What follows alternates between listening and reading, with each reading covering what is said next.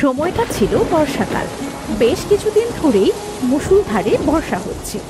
বর্ষার মনে হচ্ছে থামতে ইচ্ছে করছে না। চারিদিকে পানিতে থই থই করছে, মনে হচ্ছে সবকিছুই তলিয়ে যাবে।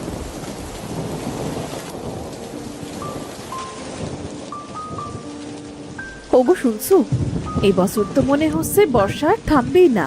বর্ষা না থামলে তোমরা না খেয়ে মারা যাবে। ঘরে তো কোনো খাবার মতো কিচ্ছুটি নেই। হ্যাঁ গো গিন্নি, সেটা তো বুঝতে পারছি। খাবার থাকবে কোথা থেকে? আজ কটা দিন ধরে বর্ষার জন্য কাজে যেতে পারিনি। কি যে করব বুঝতে পারছি না। হ্যাঁ গো, এই বর্ষায় তো কোথাও কাজও পাওয়া যাবে না। আবার কাজ না পেলেও আমাদের যে না খেয়ে থাকতে হবে। যত জ্বালা আমাদের মতো গরিব মানুষের। না পারি ভালোভাবে বাঁচতে, আর না পারি মরতে। গিন্নি, এত চিন্তা করো না। দেখো, সৃষ্টিকর্তা ঠিকই একটা রাস্তা বের করে দেবেন। তুমি যাও, গিয়ে দুপুরের জন্য রান্না বসাও। রান্না? কি রান্না বসাবো শুনি? ঘরে দু মুঠো চাল আর এক মুঠো ডাল ছাড়া যে আর কিচ্ছু নেই। আর ওটুকু চালে আমাদের একটু একজনেরই পেট ভরবে না। যেটুকু আছে ওটুকুই রান্না করো, দুজনে ভাগাভাগি করে খাবো। দেখি, কাল না হয় কাজের খোঁজে বের হব, কেমন? ঠিক আছে, তাহলে আমি রান্নাটা বসাই, তুমি বিশ্রাম নাও। এরপর রেনু রান্না করতে চলে গেল। রামু বাইরে তাকালো, কেমন বর্ষা হচ্ছে তাই দেখতে।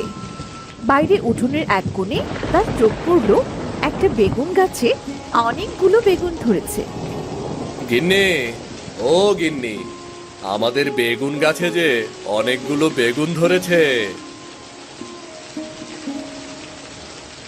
তাই নাকি গো? তুমি সত্যি বলছো? হ্যাঁ গো গিন্নি, হ্যাঁ সত্যি বলছি। ওই দেখো, কি সুন্দর বেগুন ঝুলছে। ওমা, তাই তো দেখছি। তাহলে তুমি সাদাটা নিয়ে গিয়ে কয়েকটা বেগুন তুলে নিয়ে এসো। খিচুড়ির সাথে বেগুন ভাজি খেতে খুব মজা লাগে। হ্যাঁ গিন্নি, কথাটা তুমি ঠিক বলেছ। আমি এক্ষুনি যাচ্ছি। তুমি খিচুড়ি রান্না করতে থাকো, আমি যাব আর আসব।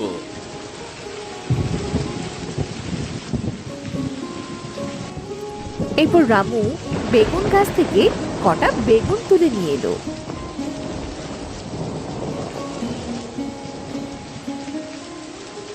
এই নাও গিন্নি, বেগুনগুলো ভাজো।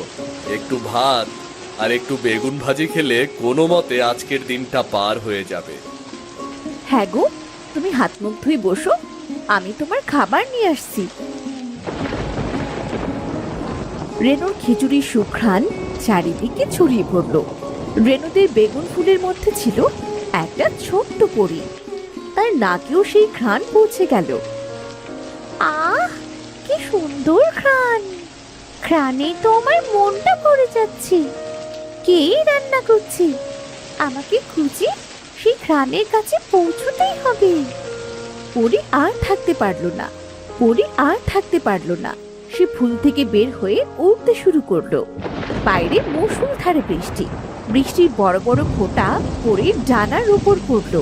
তখনই ছোট্ট পরীর ডানা দুটো ছিঁড়ে, আহ, বাঁচাও! কেউ আমায় বাঁচাও! আমি যে মরে গেলাম! ওগো, কেউ যেন চিৎকার করলো মনে হয়। কেউ মনে হয় কাঁদছে। হ্যাঁ, তাই তো মনে হচ্ছে। তুমি বসো, আমি বাইরে গিয়ে দেখি কেউ বাইরে আছে নাকি।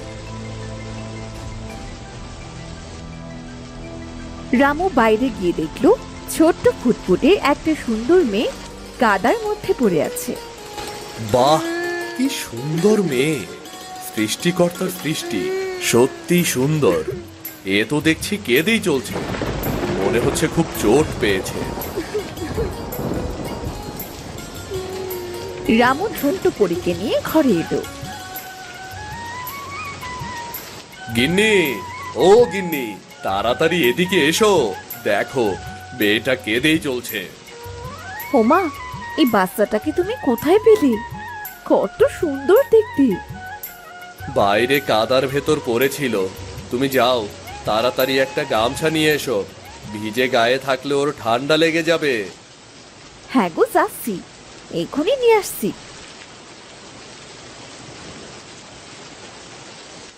তা তোমার নাম কি? তুমি আমাদের বাড়িতে কিভাবে আসলে? আর তোমার বাড়ি বা কোথায়? এই কথা শুনে ফুলপরির তার পরিমায়ের কথা মনে পড়ল। ফুলপরি, তুমি তো এখন অনেক ছোট, তোমার ডানাগুলো মাত্র গজিয়েছে, তোমাকে এখন সাবধানে থাকতে হবে। পরিমা, আমি পৃথিবীতে যেতে চাই, পুরো পৃথিবীটা ঘুরে দেখতে চাই। না ফুলপরি, তুমি আরেকটু বড় হও, তোমার ডানাটা একটু শক্ত হোক, আর তারপর তোমার যেখানে ইচ্ছে যেও। না পরিমা, আমি আজই যাব, আমার পৃথিবীতে যেতে খুব ইচ্ছে করছে, কিন্তু তোমার ডানায় যদি সামান্য আঘাতও পাও তাহলে তোমার ডানা ছিঁড়ে যাবে, আর ডানা ছেঁড়ার সঙ্গে সঙ্গে তুমি পরি থেকে মানুষে পরিণত হবে। না না পরিমা, আমার কিচ্ছু হবে না, আমি সাবধানে থাকবো। এটা মনে রাখবে, যতদিন না তোমার নতুন ডানা গজাবে তুমি ততদিন তোমার আসল রূপে ফিরতে পারবে না, তোমাকে মানুষ হয়ে থাকতে হবে। আচ্ছা ঠিক আছে, আমি সব সময় মনে রাখবো। এখন আমি গেলাম পরিমা। ঠিক আছে, সাবধানে থেকো, নিজের খেয়াল রেখো। কি হলো, তুমি কোথায় হারিয়ে গেলে? আমি তো তোমাকে কিছু জিজ্ঞেস করেছি। রামুর কথাগুলো শুনে ফুলপুরি বাস্তবে ফিরে এলো এবং জোরে জোরে কাঁদতে শুরু করলো। আমি কিচ্ছু জানি না, আমার কিচ্ছু মনে নেই। আহ, দেখছো তুমি এটা কাঁদছে, আর তুমি কিনা একসাথে এত প্রশ্ন করছো, ও তো ভয় পেয়ে যাবে। আমি তো শুধু জানতে চেয়েছিলাম ও কোথা থেকে এসেছে আর ওর বাবা মা কোথায়। আচ্ছা থাক, পরে সবকিছু জানা যাবে। আগে তুমি কান্না বন্ধ করো, তবে তোমার নামটা তো বলো। আমার নাম ফুলি, আমার না খুব খেতে পেয়েছে, আমায় একটু খাবার দেবে? তুমি এখানে বসো, আমি তোমার জন্য খাবার নিয়ে আসছি।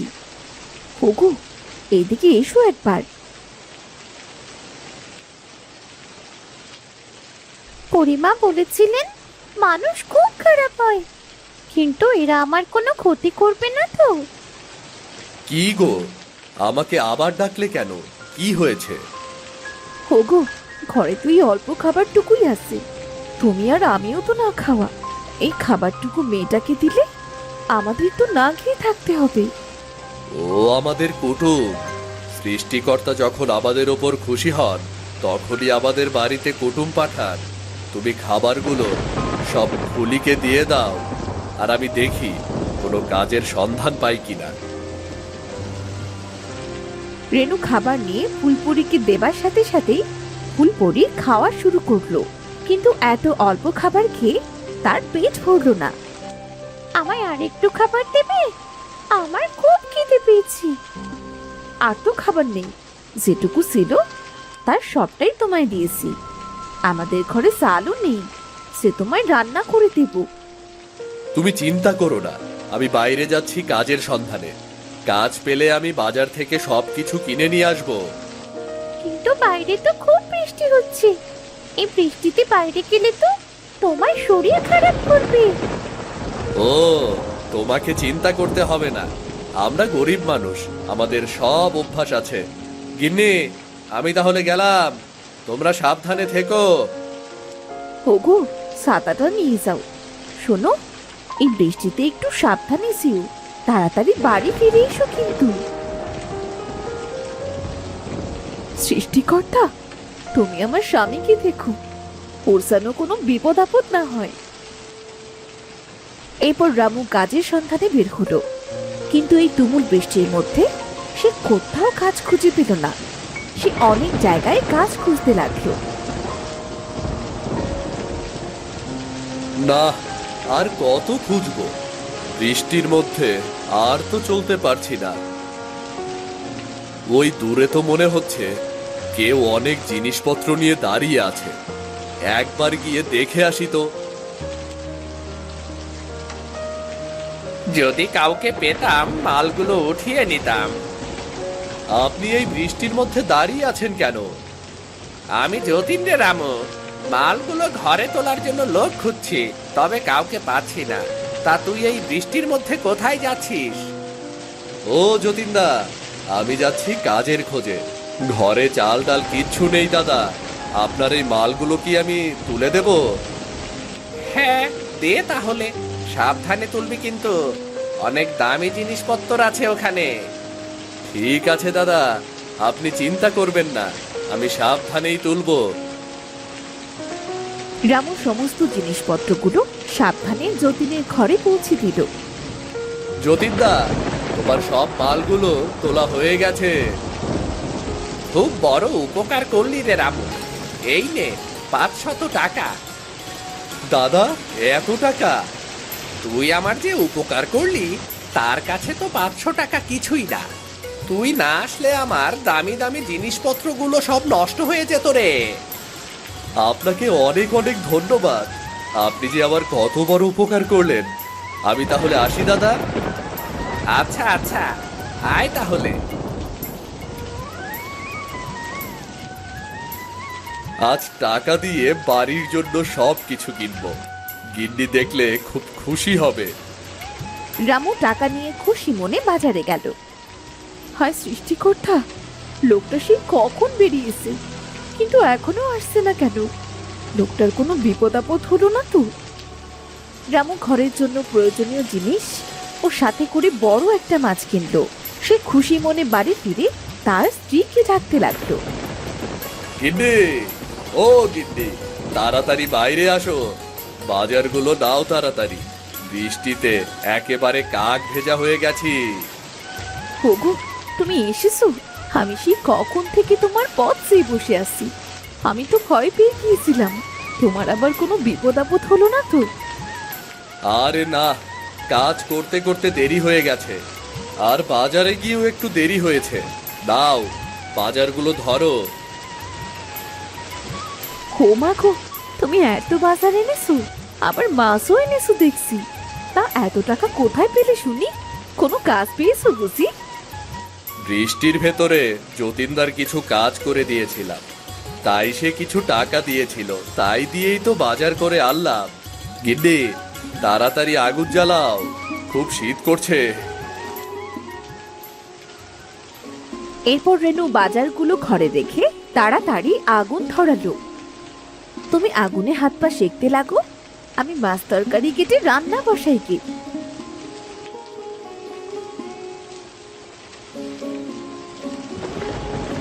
রেনু রান্না শেষে সেদিন তারা তিনজন মিলে পেট ভরে খাবার খেলো।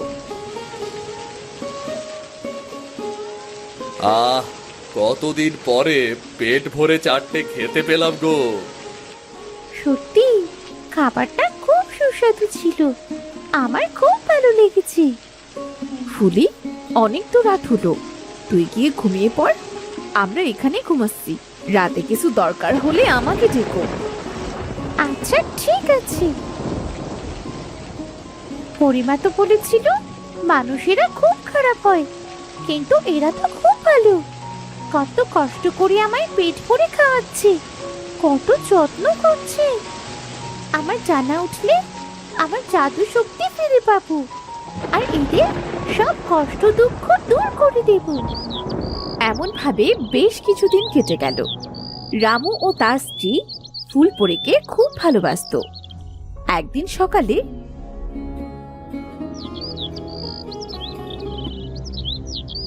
রেনু ফুলপরীকে ডাকতে গিয়ে ভীষণ ভাবে চমকে উঠল। কি গো গিন্নি, কি হলো তোমার? এমন জোরে চিৎকার করে উঠলে কেন? ওগো, ওগো দেখে যাও, আমাদের ফুলির জায়গায় কে শুয়ে আছে। রেনুর চিৎকারে ফুলপরীর ঘুম ভেঙে গেল। ভয় পেও না, আমি পড়ি। আমি এতদিন তোমাদের বাড়িতেই মানুষ রূপে ছিলাম। পড়ি? হে কি বলছে গো, ও নাকি পড়ি? তুমি কিভাবে তাহলে আমাদের বাড়িতে আসলে পড়ি? তোমার বাবা মা কোথায়? পরি তখন তাদের সাথে সব কথা খুলে বলল। এতদিন তো শুধু মানুষের মুখেই পরীর কথা শুনেছি, আজ নিজের চোখে দেখার সৌভাগ্য হলো।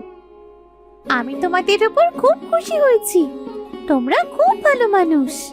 আজ থেকে তোমাদের কোনো কষ্ট থাকবে না। এরপর পরি তার জাদু দিয়ে রেণুদের বেগুন গাছটা বড় করে দিল আর গাছে অনেক বেগুনে ভরে দিল। তোমাদের এই গাছের বেগুন কখনো ফুরবে না। এই বেগুন বিক্রি করে তোমরা তোমাদের সব দুঃখ কষ্ট দূর করতে পারবে। আর যদি কখনো বিপদে পড়ো আমায় স্মরণ করবে, তখন চলে আসবো আমি। তোমাকে অনেক অনেক ধন্যবাদ ফুলপরি, তুমি আমাদের বড় উপকার করলে। এরপর পরি তাদের দেশে চলে গেল। রামু ও রেনু প্রতিদিন বাজারে বেগুন বিক্রি করতে লাগলো আর আস্তে আস্তে তাদের সব দুঃখ কষ্ট দূর হয়ে গেল।